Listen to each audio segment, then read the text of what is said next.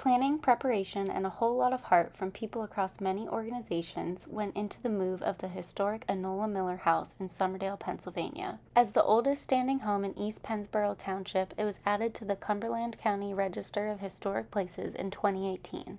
The home was the birthplace of Enola Miller, which the town of Enola and the Enola Rail Yard were named after. Moving a historic mountain stone home built in 1841 and weighing over 400 tons is about as daunting as it sounds. Many organizations played a part in making the move a success. A completely man-made gravel path roughly half a mile long was constructed by Slouch Incorporated.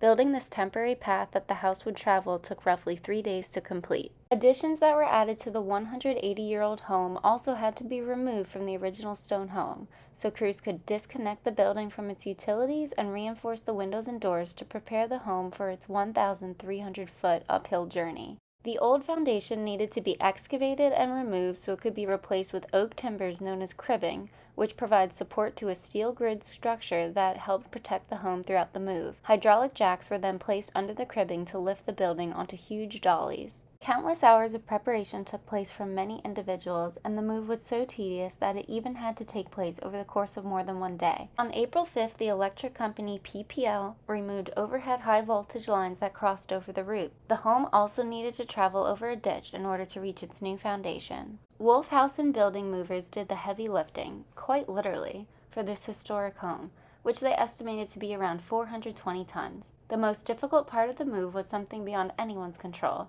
A substantial amount of rain made the ground so wet that steel plates had to be placed along the route in order to safely move the house. Because of this, it took about 4 hours to move the first 100 yards. Robert Souter of Wolfe House Building Movers explains how they overcame this setback. We had to reevaluate the route. The mud, the soft earth, we had to bring a lot of steel plate out. And as you see the skid loaders moving those around, in an ideal world it would have been dry and we could drive it just on the packed dirt. So that was definitely an adjustment that had to be made. There's always unexpected of some sort, but it's all about creating a plan. You make adjustments as needed and reevaluate the plan. That's what we have is guys that have done this all of their life, and they're multi-generational people doing this. And so they grow up with it. You see the younger guys out here, they're learning this early on, and they understand the concepts. Speaking of seeing younger people learning early on, Robert even brought his son Elliot to watch the move and better understand the process. However, Elliot wasn't the only one who stopped by to watch this move take place. A large group of people compiled of community members who cherish the Enola Miller home, members of the Historical Society of East Pennsboro, news crews, and other spectators interested in seeing how the process takes place, all gathered as a piece of the town's history was relocated. The history and the community involvement in this project specifically has generated a lot of interest in it. And that in turn created a lot of people wanting to see it actually happen. This one did have a lot of community involvement in trying to preserve a piece of the community, created a fair amount of interest.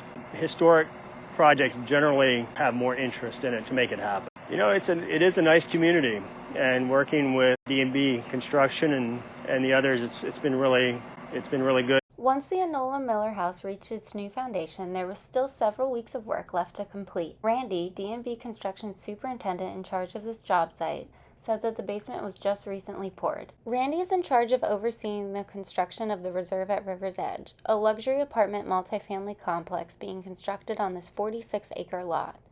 Site work for this started shortly after the move of the Enola Miller House was complete.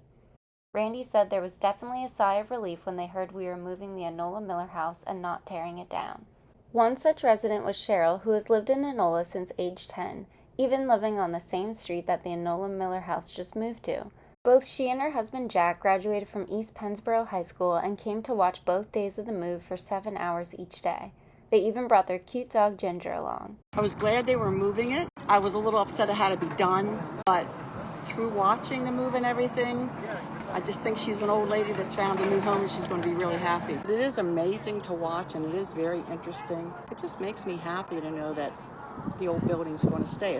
Cheryl is considering joining the Historical Society of East Pennsboro. They have fought to preserve the Enola Miller House since plans to develop the site were mentioned over a decade ago. They have plans to reuse the home as a museum that displays the deep history of the Enola Miller House, the town's namesake.